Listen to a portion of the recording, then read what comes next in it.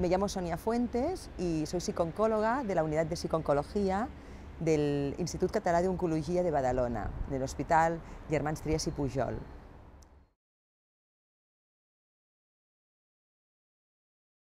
Cuando a un miembro de una familia se le diagnostica un cáncer del tipo que sea, muy frecuentemente nos encontramos que esa familia, debido al impacto generado por la noticia y también por la emergencia que surge en empezar tratamientos, en acudir a los médicos especialistas, etcétera, etcétera, muy a menudo, si esa familia tiene niños de edad escolar o adolescente, muy frecuentemente en esos momentos es difícil pensar en los niños.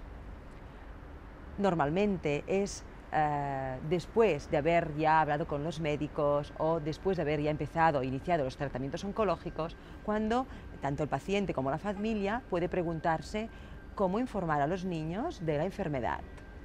Y a menudo nos encontramos en que las personas que tienen el cáncer y sus familiares más cercanos tienden a excluir del proceso de enfermedad a sus niños.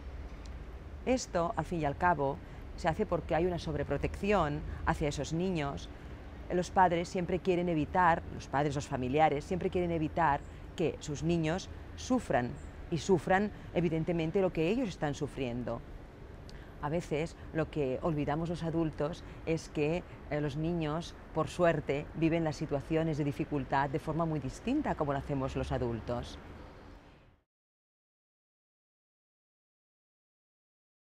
Recomendamos hablar con los niños a través de palabras sencillas, utilizando palabras muy claras, frases cortas, tampoco dando excesiva información.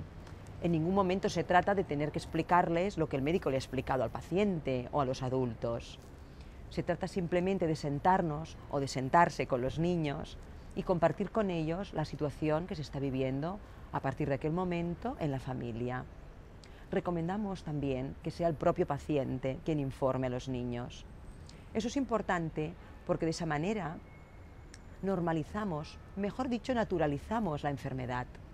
De alguna forma educamos a los niños expresándoles que las enfermedades forman parte de la vida y que ahora en esa familia, en su familia, hay un miembro importante para ellos que tiene una enfermedad y se va a vivir esa situación en grupo, en el grupo familiar. También es importante que en el momento de la comunicación, si es posible, haya otro miembro de la familia o bien, si no lo hay, una persona a la cual los niños estén muy vinculados. Esto creemos que es importante porque de esta manera, si los niños no se atreven a preguntarle directamente algo al propio afectado por la enfermedad, siempre tienen a la otra persona que ha estado presente en el momento de la información para poder preguntarle. Todo y que creemos que es importante que la propia persona afectada vaya informando también a los niños, como por ejemplo, mañana a papá le toca ir al médico, mañana a mamá le toca la quimioterapia, mañana te quedarás a comer en el comedor escolar porque tenemos que ir al hospital, etcétera, etcétera.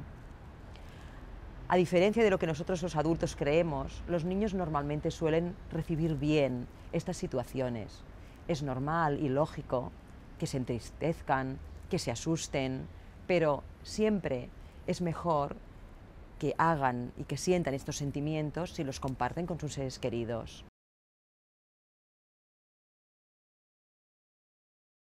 Nos encontramos con niños que puede ser que vivan con mucha más angustia y mucho más miedo estas situaciones. No tenemos que olvidar nunca que los niños tienen una imaginación desbordante y que esta imaginación desbordante también les puede jugar malas pasadas. Normalmente observamos en niños que no están incluidos o no se sienten incluidos, que sospechan que algo importante y grave ocurre en sus casas, pero que lo sospechan ellos por los elementos que han ido percibiendo, sobre todo a través de la comunicación no verbal, es decir, a través de las miradas, de los gestos, de silencios que ocurren en casa, de modificaciones de horarios o de dinámicas familiares. En estos niños lo que vemos es que con su imaginación posiblemente llegan a imaginarse que lo que está ocurriendo en realidad es mucho más grave de lo que es. Entonces, a aparte la comunicación entre los padres o el afectado y sus hijos o sus nietos o esos niños es nula. Qué lástima que esto ocurra.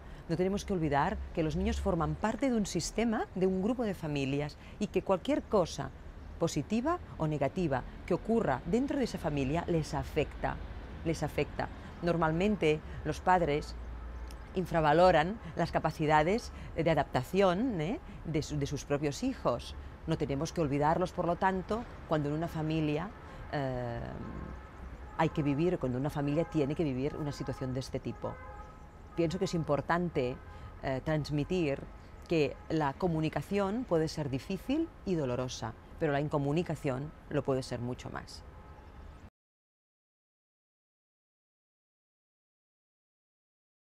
Es importante tener en cuenta en todo momento que la información no es un hecho o un acto, sino que es un proceso que se inicia en un momento determinado y que posiblemente no termina nunca. Es decir, podemos siempre ir informando. Hoy podemos informar un poquito, mañana, la semana que viene, hacerlo un poquito más, y de esa forma, dosificando la información, ir transmitiendo lo que queremos a los niños. Es importante que se permita que los niños y adolescentes puedan visitar a sus parientes enfermos y hospitalizados con toda tranquilidad en el hospital. Es cierto que los hospitales tienen unos horarios y unas normas, pero también es esencial recordar que esas visitas a los niños les van a ir muy bien para mantener el vínculo y para ir también adaptándose al proceso de la enfermedad, y también al enfermo le va a ir de maravilla poder recibir la visita de sus hijos, de sus nietos o de los niños que tenga en su entorno familiar.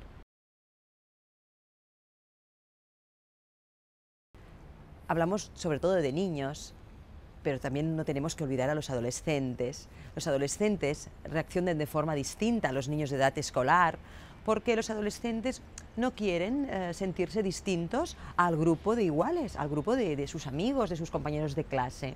Y tener un papá, una mamá o un hermano con cáncer puede hacerlos sentir que son distintos. Es muy importante tener en cuenta al adolescente en estos procesos. ¿Por qué? Sobre todo porque se pueden sentir totalmente traicionados, totalmente abandonados. No hemos de olvidar que los adolescentes son adultos, pero que todavía son niños, y ellos se sentirán como que los hemos tratado como unos niños y no los tenemos en cuenta para informarlos. Aparte, tienen dificultad en expresar cómo se sienten, en expresar sus sentimientos y hablar sobre sus emociones. Si los acercamos, si compartimos con ellos este tipo de información, lo que está ocurriendo al fin y al cabo en la familia con la enfermedad, seguro que les facilitaremos el camino y también les ayudaremos a que afronten la situación de enfermedad de una forma más sana.